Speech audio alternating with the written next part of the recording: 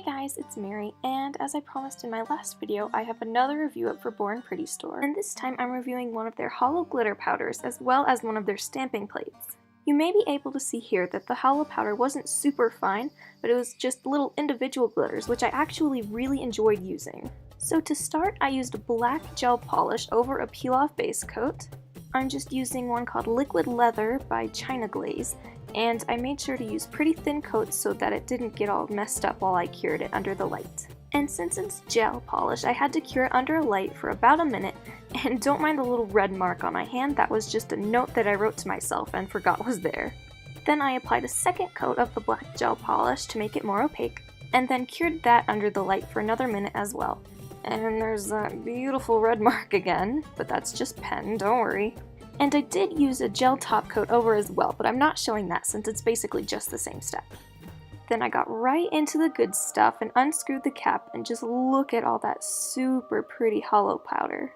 Now you can probably see here that it's not quite as fine as most powders, but it's just little individual glitters, and I found that was actually really fun to use. And before I applied that, I just used a little bit of liquid latex around my nail so that I didn't get it all over my cuticle.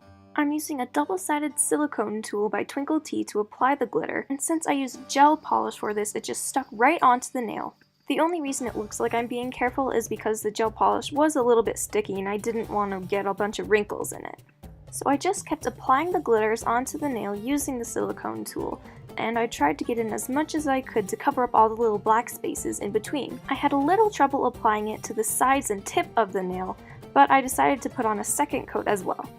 However, I wasn't planning on it at first, so I just took a fan brush to wipe away the excess glitters and applied a gel top coat before curing it for 1 minute.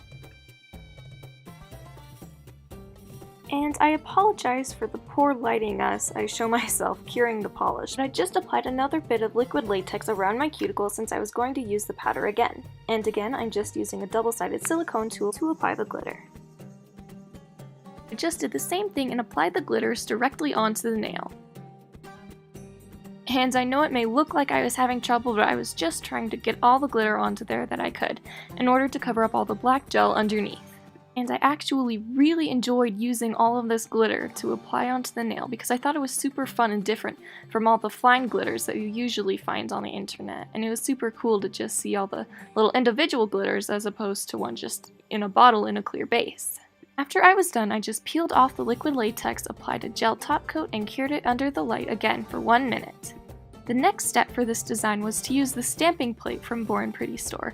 This stamping plate is perfect for Valentine's Day, and though I know this is uploaded afterwards, it's still super cute for just any design.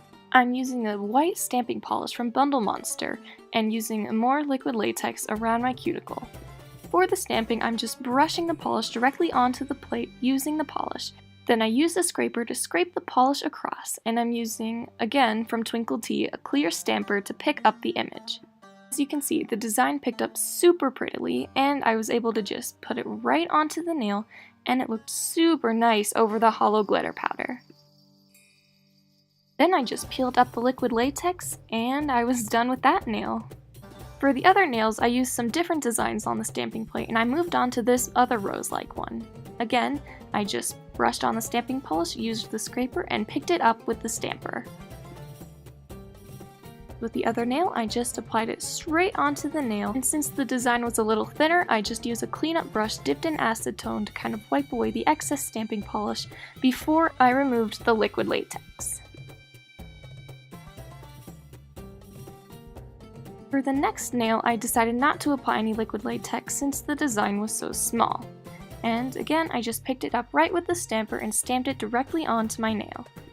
I decided to try out a bunch of different designs from the stamping plate, and the last one is this little fingerprint heart that I used for my thumbnail. Just to clarify, the thumb on my nail, not the thumbnail for this video, if that wasn't clear before. I'm so sorry about how awkward I am. Again, I used a cleanup brush dipped in acetone to remove some of the excess stamping polish, and then I just removed the liquid latex using a pair of tweezers. Sorry this took so long for me to get off, I was just trying to be careful not to mess up the image that was on my nails.